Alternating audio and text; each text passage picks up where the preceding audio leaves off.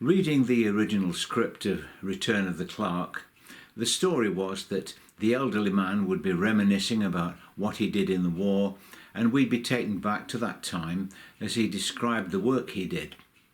The dialogue actually says that he goes back in his dreams.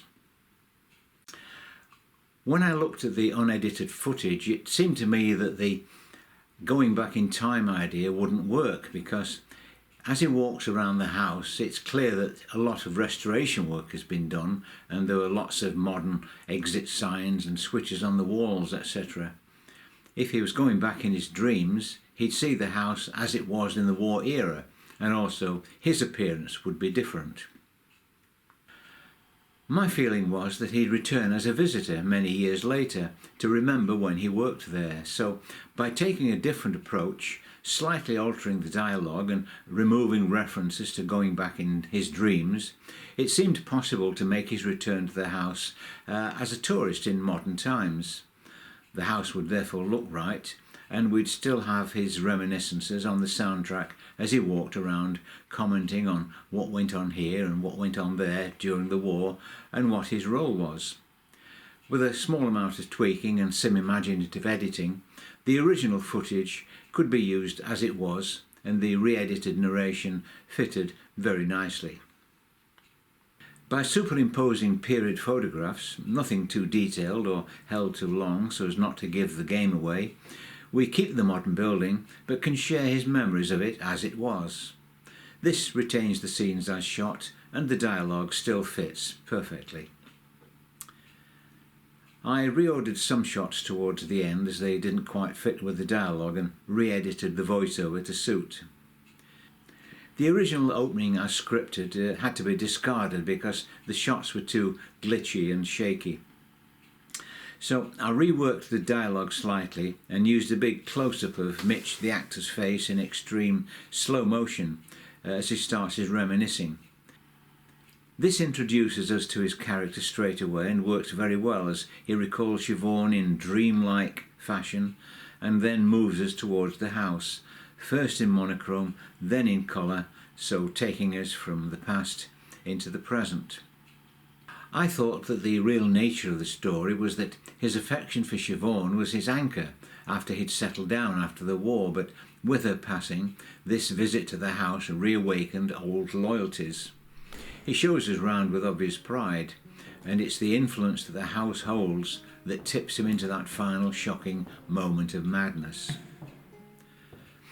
A lot of the footage that was shot had to be discarded where it was repetitive or would have just been padding, basically an elderly gentleman wandering around a reworked period house.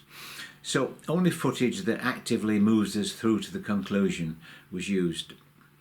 The editing was very deliberate, and the pacing therefore was crucial. We start with that big close-up in extreme slow motion, pick up the pace as the man walks through the house, and emphasise that he's heading for the place where, in his mind, he achieved his greatest moments. The pace accelerates gently as he reaches his old workstation, with the imagined sound of typing almost drowning his thoughts. An elite. Over 100 people. And then, as the influence of the house finally takes him over, we get that accelerating effect and staccato shock ending. The final shot of the house as scripted wouldn't work because it featured a sign that says dangerous building, and it's clearly not. We changed the time frame anyway. So I reworked the footage to make the entrance to the house look as it would have been during the war with the Nazi flag, etc. I added some visual effects and overdubbed sound effects to the man's final shots to indicate that he's retreated into past madness, and with the editing very tight and staccato. So the ending was souped up quite deliberately to deliver a shock ending rather than a simple twist. Better cinema. I noted that the film might well offend some people, and so I added a Get Out quote at the end to emphasise that the film isn't intended to glorify the man or what he apparently still stands for. Hopefully people will see that it's the influence of the house and not the man who's the villain of the piece. For this reason, the change of title from the original Return of the Clerk to The House was most appropriate. Unlike the other two films we're looking at tonight, this one has virtually no need of any challenging visual effects.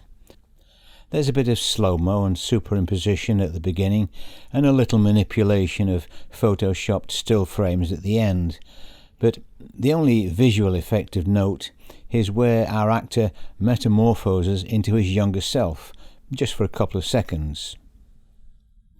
This was achieved using a piece of AI software called Absynth or ABSynth and another called FaceApp, available on your phone.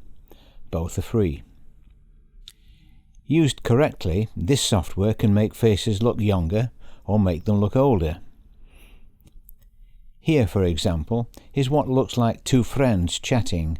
Then, as the face is de-aged, it looks like perhaps a teenager talking to a mother. And then by adding a more aged look, it looks like the mother talking to her daughter. I won't go through the entire process here, it is a bit long and fiddly and not very interesting to watch, but I'm just going to give you the key points. The first thing is to import the sequence which needs de-aging into your editing software, and then export it as a JPEG sequence. Take the first image in the sequence and export that into your phone. The FaceApp has a number of options, and you can add the de-aging filter, which is the one we're working with. See how the girl's face now appears much younger. Now take that image and re-import it into your PC. Without going into too much detail, the Absynth software will take the new image as a keyframe and apply its characteristics to all the other images. Reintegrate the separate images into a continuous strip, and we now have a sequence where the character is a teenager again. I used the same technique for the house and faded the clip of Mitch as a younger man into the original clip of his actual age. Nice effect.